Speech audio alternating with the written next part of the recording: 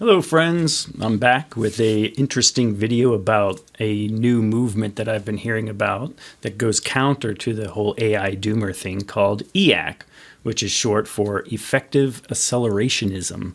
I think it's really cool because it gives us a little bit more perspective on where AI and technology are taking us today in this world.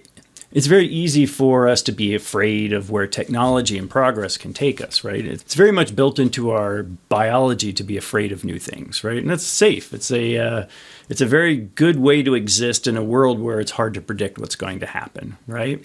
But the EAC movement is all about kind of realizing ourselves as life forms and what life forms are all about, the nature of the universe, and kind of moving with the universe rather than against it. Life has to move forward, otherwise it doesn't exist, right? It has to be part of its environment because it is the environment, right? EAC takes a lot of its ideas from Jeremy England, who I've mentioned before in the AI Doomer videos that I've done, because he sees life as this thermodynamic process. And Guillaume Verdon, who I just watched his amazing Lex Fridman interview, I'll link it because it's so good. He brings up Jeremy England. I'm like, yay, finally, someone who sees things the way I do. Obviously, Guillaume is very much a much bigger player than I am, but I very much respect what he has to say. Now, to be fair, if you've heard of the EAC movement and you don't like it, I don't agree with the other folks that are part of that movement necessarily. It's not about agreeing with their personal ideologies. I don't really agree with some of Jeremy England's personal ideologies, but I do like their ideas, and I like this soup of ideas that we're in, right? Freedom of expression and being able to express yourself in a way that doesn't involve fear. It's about moving forward and being confident in yourself and being confident in your ideas. So coming back to effective accelerationism, or EAC, the reason that it exists is to push back against some of the AI doomerism and deceleration talk that has been going on X, formerly known as Twitter, which I don't really mess around too much in, so I'm a little bit behind the ball when it comes to where these things are at this particular moment. But there's this kind of push and pull amongst the elite of the technology spaces about slowing things down so things don't get out of control and destroy humanity, versus moving forward as fast as you can, because if we all do that together, we're all going to grow as a species, right? I tend to agree with what Guillaume and a lot of the folks in the EAC movement are saying, that a lot of the deceleration talk is born out of fear, right? And that has nothing to do with where AI is ever going to go. AI, the idea that AI can take over the world and we're going to be run by robots or turned into paper clips or all these horrible things, that's coming from a biological perspective and feelings that we have, which have nothing to do with AI and the machines that we build. However, this effective accelerationism really pulls a lot of its ideas from thermodynamics, right? Which is Jeremy England's. He was kind of the pioneer, as far as I know, with this particular concept. He moved a lot of that idea forward. I'd be really surprised if Jeremy England wasn't part of the anonymous group that started EAC, because I just see his stuff everywhere in there. Maybe put some money on that. That'd be really fun to find out if he is part of that anonymous group that started that EAC movement. This is very well explained in Guillaume's interview with Lex Fridman. You really should just watch that. Don't take it from me, but I'm just going to give you the cliff notes as I see them and how I'm interpreting that for my life moving forward.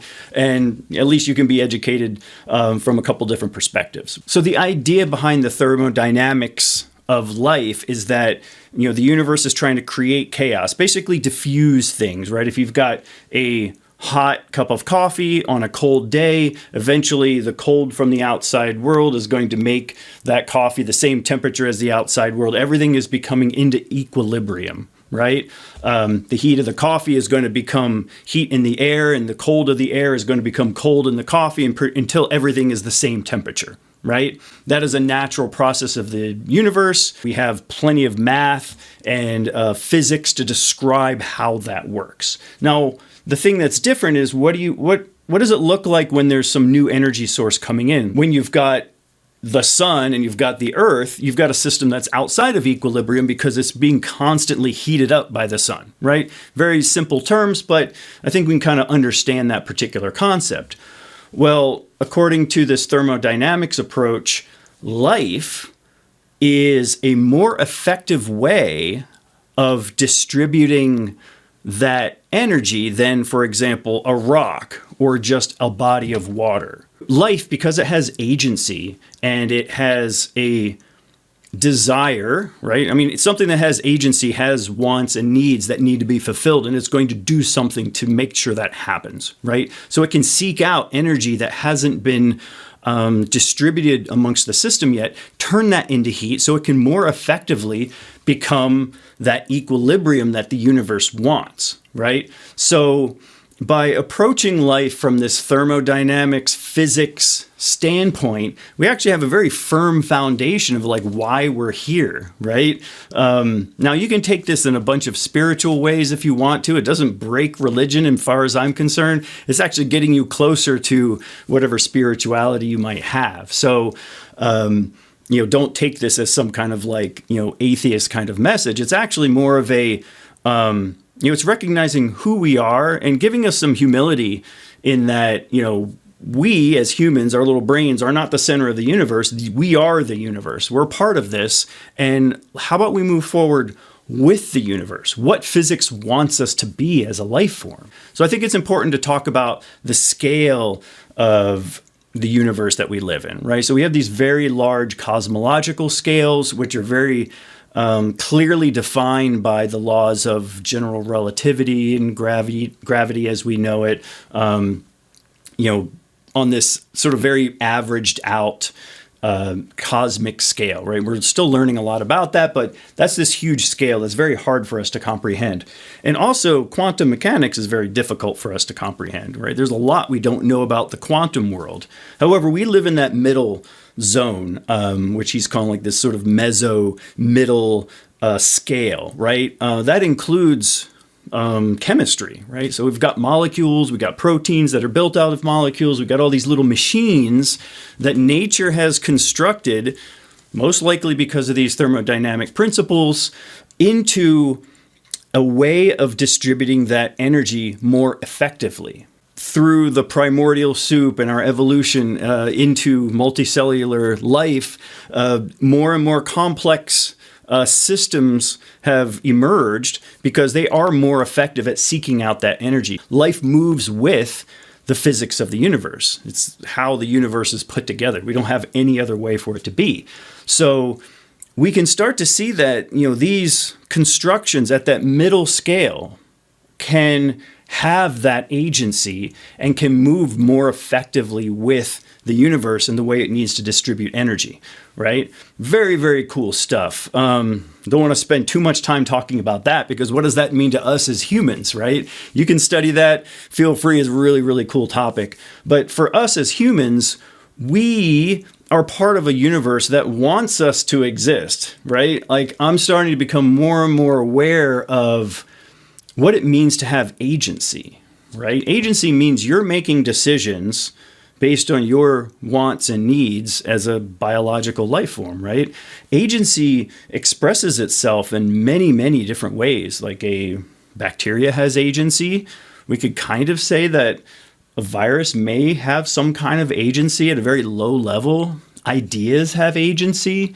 When you start to see things from this sort of agential, I don't know if I'm saying that right, kind of perspective, you can start to see how we could build new machines and new ways of thinking about the world that are more in tune with the world around us, right? Assuming that something has agency, you can exert influence on that, right?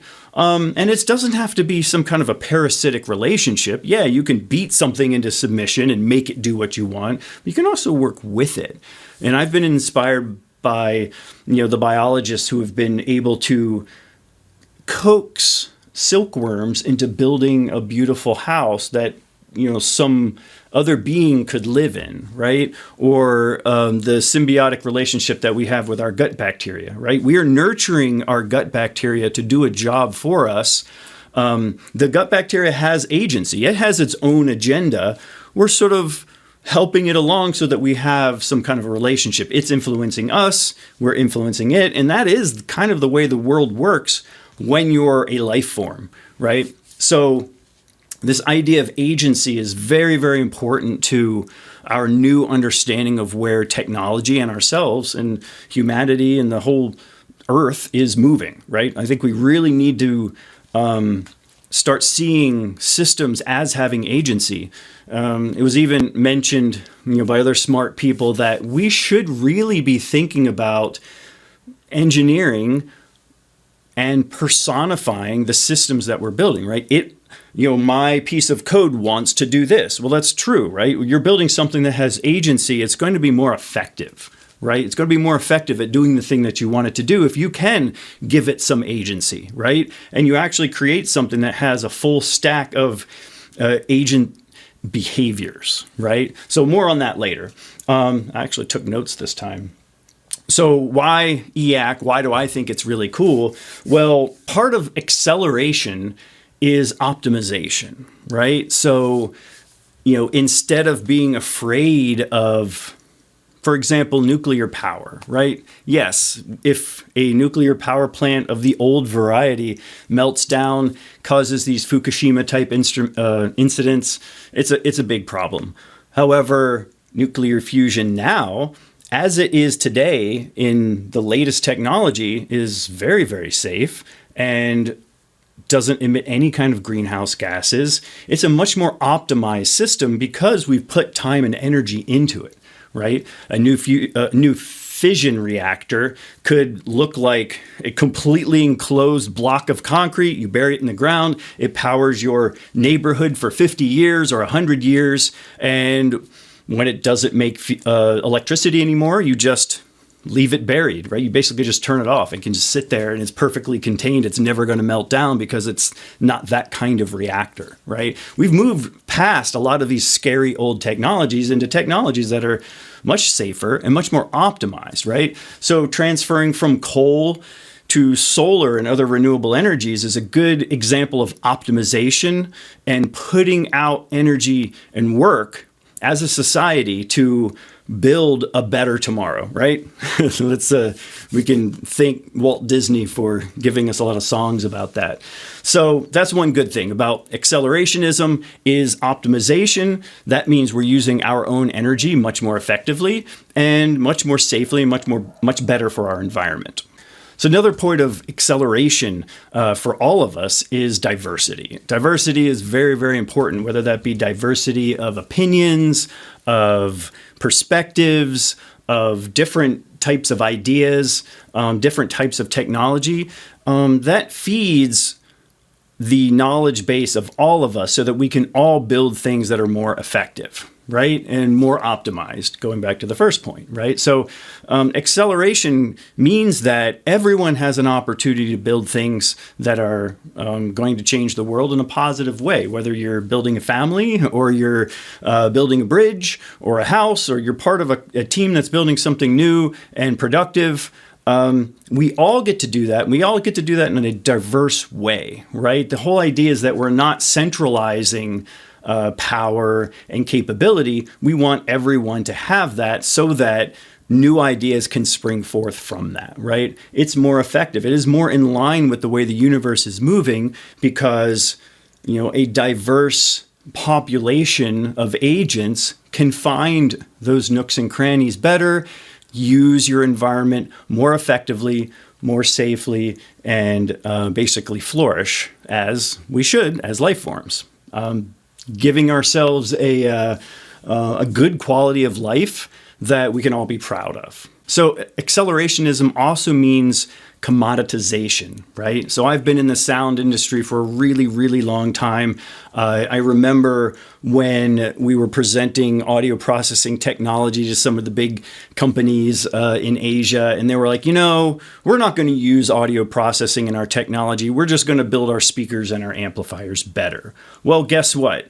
5 years later, everyone, because of the advances of what Bose and other folks were doing, they were all using audio processing technology. Imagine that. So we were kind of ahead of the curve trying to sell something that the industry wasn't ready for. But guess what?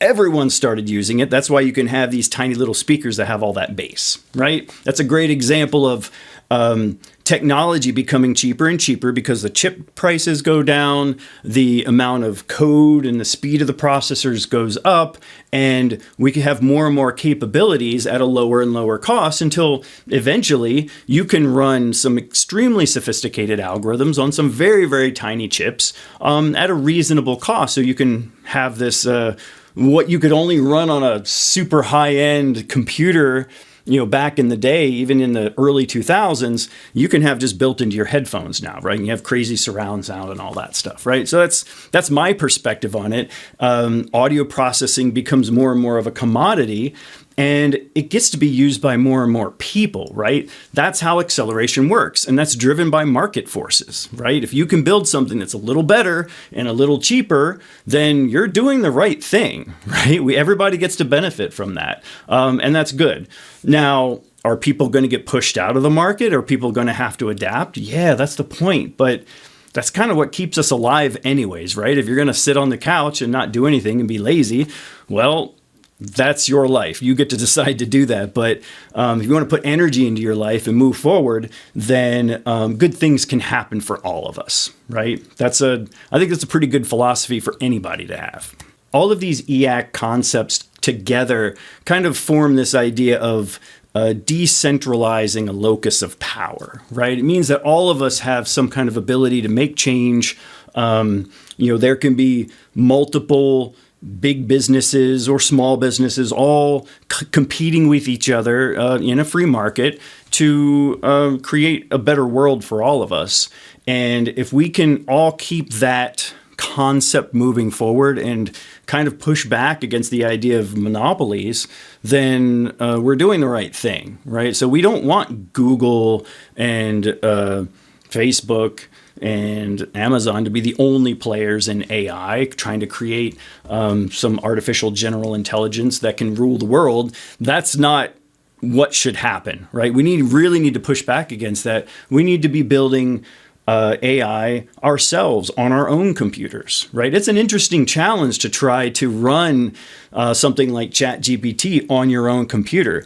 I can download something from Mistral or from Hugging Face and actually run a chatbot on my own computer that's just fast enough to do video games, right? So I think everyone who has an interest in that kind of thing should be doing that on their own computers. And guess what? You can teach it with stories that you've written yourself or music that you've written yourself and learn how these things work so that, the folks at OpenAI or Google or Facebook or Amazon, they don't have all the power. You have it in your own computer, right?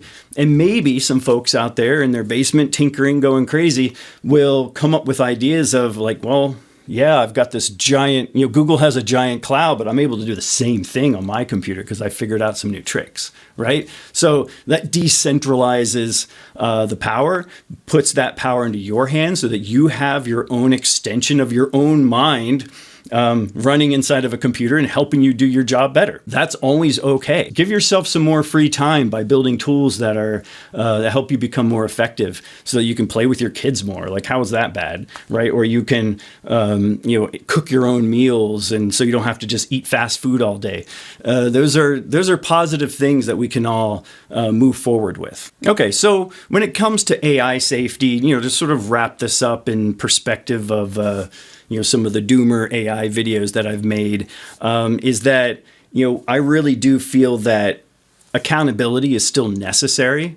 If we're operating inside of a free market, we do have accountability. People aren't going to buy our stuff if it doesn't work, right? If you're trying to sell something and it's not great, well, you might be able to cheat for a little while and get some people to buy it, but eventually they're going to find that out and they're not going to buy it. Things will fail for that reason, and appropriately so, right? And, I still feel that, the whole idea of AI doom, where there's going to be this one central AI that's going to take over, like, Skynet or something, and turn us all into pods in the Matrix. It just can't really happen. That concept is not in line with physics, right? So that's another reason to really not be too afraid of where AI can take us. I would say the most likely scenario for AI is that, yes, it can become some semblance of sentient or sapient even, but really we're the ones creating it. They will have some agency in the world, but we do have complete control over all of that. Because you can't make any one agent too big, it will just fail, right? Really good analogy that Guillaume put forward in his interview is that, yeah, if you have one CEO that has the grand vision of a company and everyone has to report to that one CEO, well, if that guy gets sick, gets hit by a bus, anything like that, that whole company is like going to flounder and fall apart. So as having a single point of failure of this giant AI and putting a giant AI in charge of things is just dumb. It wouldn't work. It wouldn't be better than current systems that we have now that involve people. There could be some crazy sci-fi scenarios where it's possible to build something that big, but why would you even do that, and why would you put it in charge? A lot of crazy chains of events would have to happen that make no sense, right? The odds of them happening are very low, and the odds of people actually wanting to do the steps that would be necessary to basically destroy ourselves and make ourselves slaves to an AI is just ludicrous, right? It just doesn't make a lot of sense considering the normal progress of life and the normal progress of technology. Even when it goes really, really fast, we're pretty good at adapting.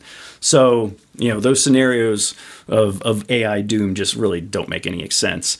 And that's the purpose of this whole effective acceleration. The whole EAC movement is kind of to counter that, scared, fear-based mindset, right? Let's be brave, right? If you feel, a little tense about subjects like this, you can look into yourself and be like, well, am I afraid of this? Is that why I don't like it? Well, how can I be brave, right? How can I take a small step in my life to do something that I'm slightly uncomfortable with and learn more about it so that I can move forward and be effective in this world and happy, right? Like, we're all happier when we have a purpose and a calling and a reason to be alive, right? So if your goals are to teach children martial arts and make them, happier, better people, that is effective accelerationism. If you're going to raise children and turn them into effective people, that's effective accelerationism. If you're going to build products that people can use and are going to change the world in a positive way, that's effective accelerationism. So that's my opinion on that.